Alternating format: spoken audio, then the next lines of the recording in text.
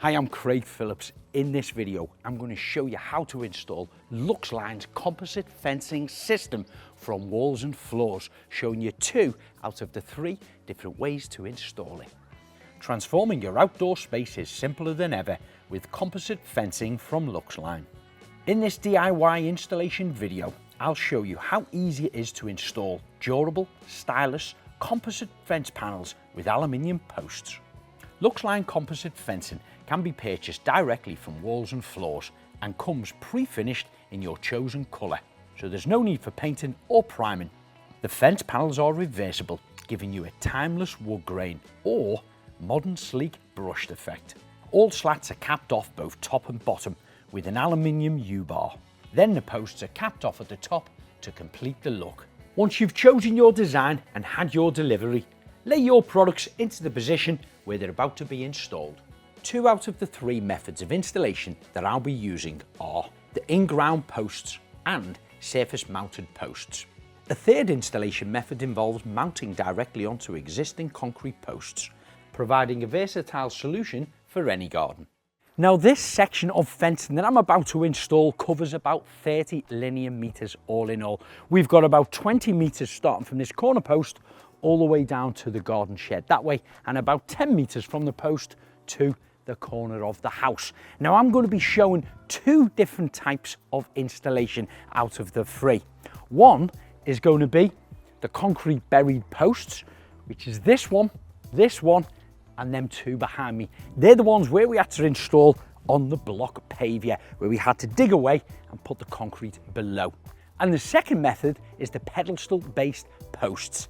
They're going to be drilled and bolted into the concrete edgings around the edge of the driveway. Now, where you install your first post is very important because this dictates where the rest of them are going to be installed. So setting out is very, very important. With us having a corner here, I've decided that the corner post needs to be the first one.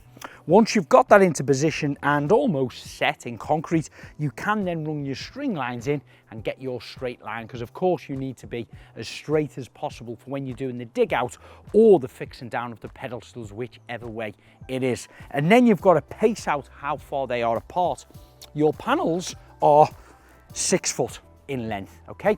And of course these have a groove all the way down both sides. So once you have your panels put into position, they will simply slide in and slide all the way down,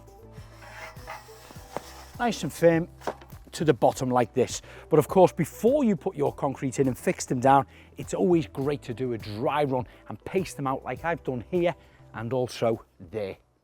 For the in-ground posts, dig down your hole in the ground at least 600 millimeters wide by 300 millimeters deep.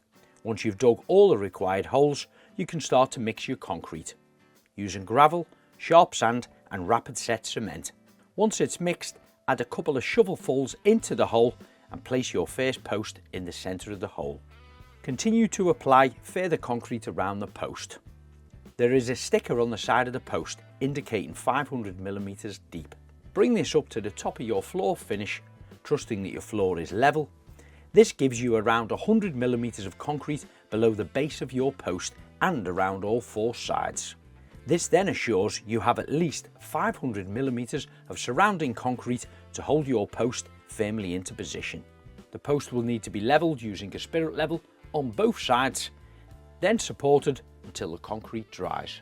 Once we had a couple of posts in position, we placed some temporary slats in between the posts to make sure that we'd set them in the correct position.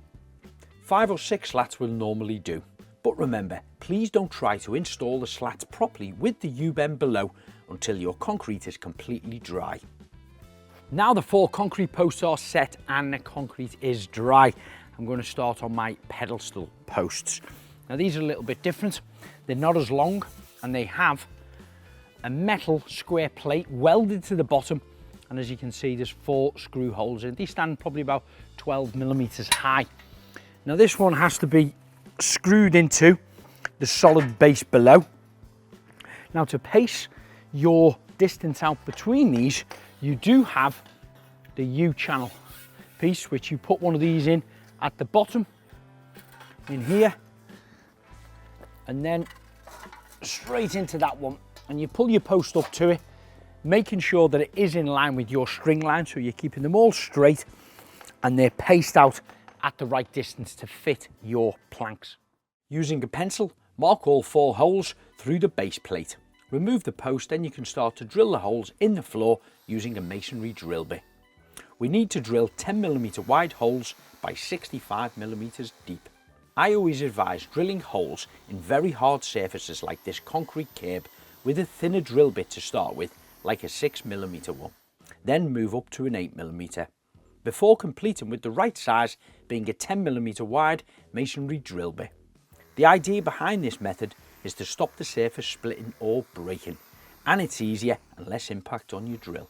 If using a post with a pedestal base, please be sure that the base that you're bolting into is solid and sufficient to take the bolts.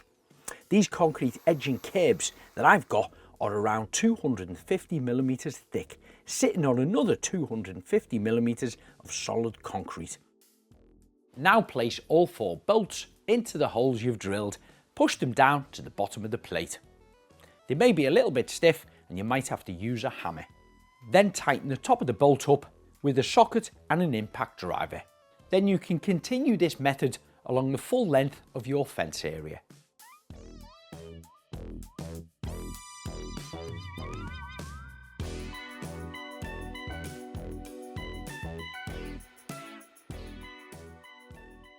So this is the last post about to be installed on this one run along here, and of course you can see the distance is different. We haven't got the 6-foot gap that we've paced out between all of them there. That's not a problem. We're coming to the end of the run.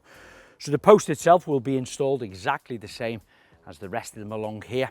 However, when we put the slats in here and the U-channel at the bottom, they'll all be of course cut down to size to fit nice and snug.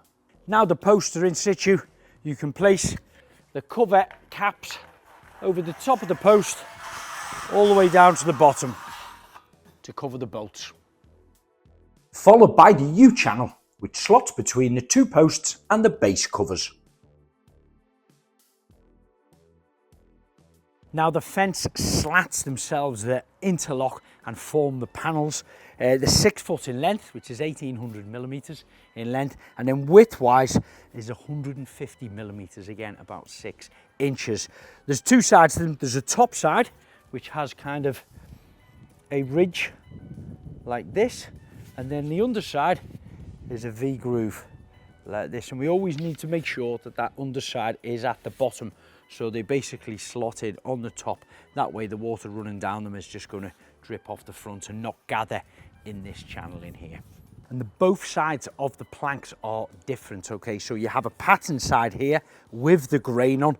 Of course, it comes in a variety of different colours and designs, styles. The other side is a brushed finish. So you get to choose which side you want to be looking at. And now we can slot our fence slats into position, popping them in the groove and sliding them down. Might get a little stiff and tight. The first one, of course, goes into your U-channel. At the bottom, it's propped up off the floor, probably about 12mm from the base plate on there. And it's simply repeat each slat until you get it to your required height. And you'll see the tongue and groove then interlock and meet.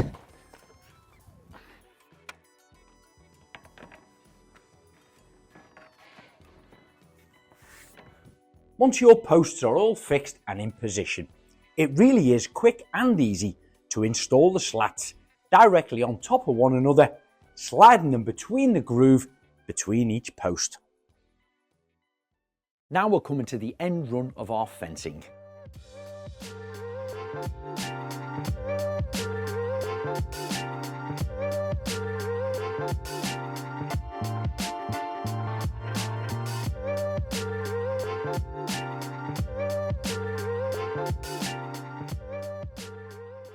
If you've got a lot to cut, you may want to use a circular saw or a jigsaw.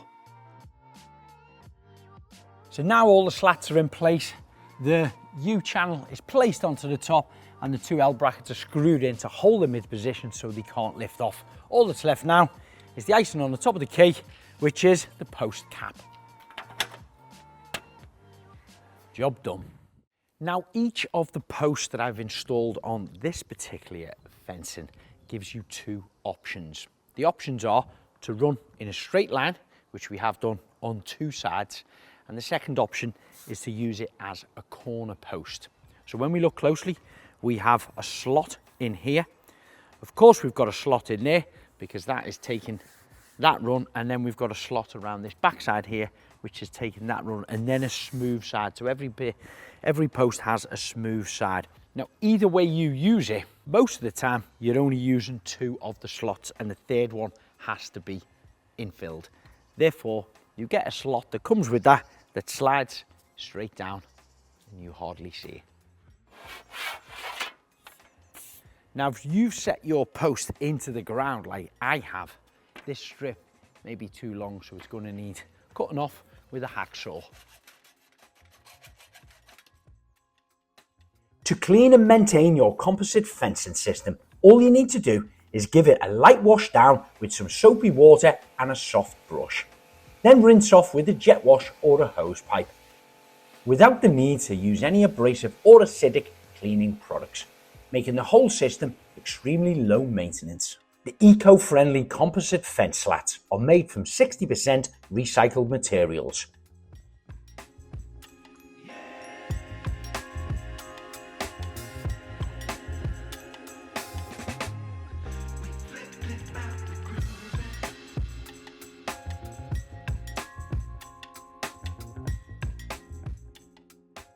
So that's how you install your Luxeline composite fencing systems. Now, if you'd like to check out more information about the fencing system or look at the wide range of products that Walls and Floors stock, just head straight over to their website, wallsandfloors.co.uk.